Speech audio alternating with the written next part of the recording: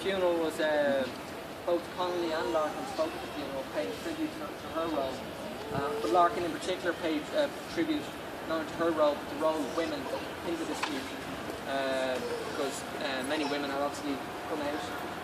Members of the Irish Women's Workers' Union had organised food and sustenance in Liberty Hall for the striking, the lockdown workers. And really, like all women, bore the brunt and suffered the most as a result of the lockout. And Connolly, the famous phrase of women, when he was talking about women in Dublin, the women generally, then under capitalism, women, like a slave and a slave, that was certainly true. That was certainly true of women so really I think it's an important marker to, there's no plaque here to commemorate it, but there should be a woman played such a martyr really for the Irish workers movement. Just another thing about this area, that's the around here was the Tara Street Baths, and it played a role, as I said earlier on, early in October 1915, obviously winter was coming. The situation was becoming more desperate. So a scheme was devised by six social sympathisers in Britain of the struggle. There was Lucille Rand and Dora Montefiore, both socialists, both involved in the suffragette movement, to bring the children of the lockdown workers over to Britain. These people, children were starving, and it was a desperate situation to stay in those homes of British trade unions, and it became known as the Kiddie Scheme.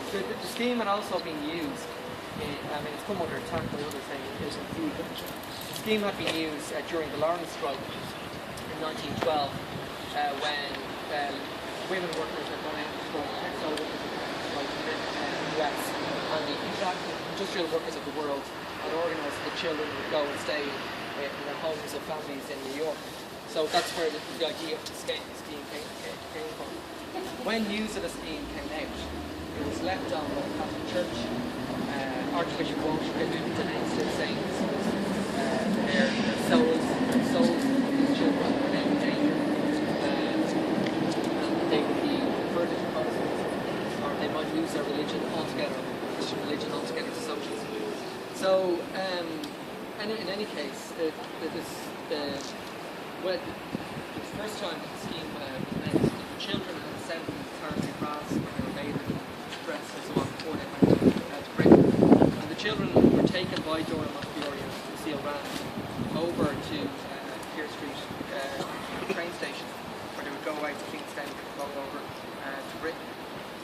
When they left Tara Street, when they arrived at Keir Street, they were met by effectively a mob made up of Catholic priests, the ancient order, and members of the ancient order of Burmans. It was all huge hysteria and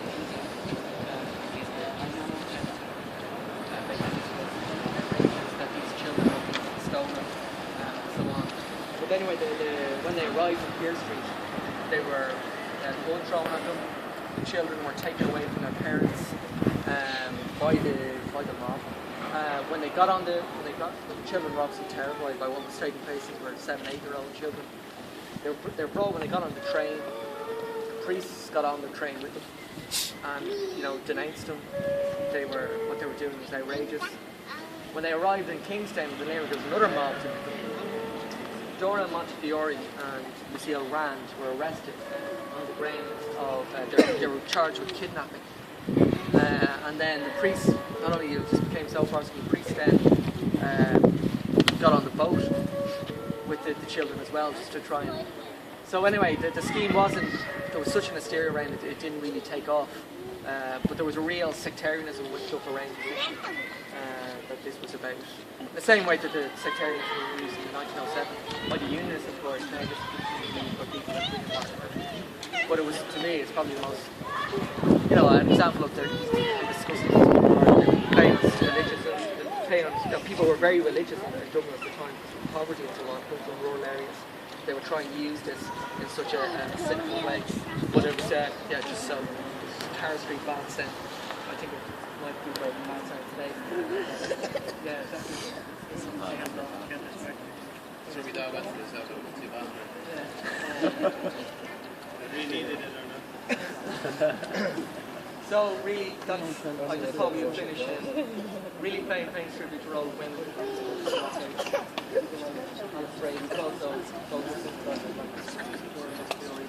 so that's really, just to give a whole tribute to where the lockout went. Not far, really in the month after, January, the situation was desperate. Homes were drying up in Britain. British trade union leaders had no intention of supporting the lockdown workers anymore. They weren't going to bring out industrial and synthetic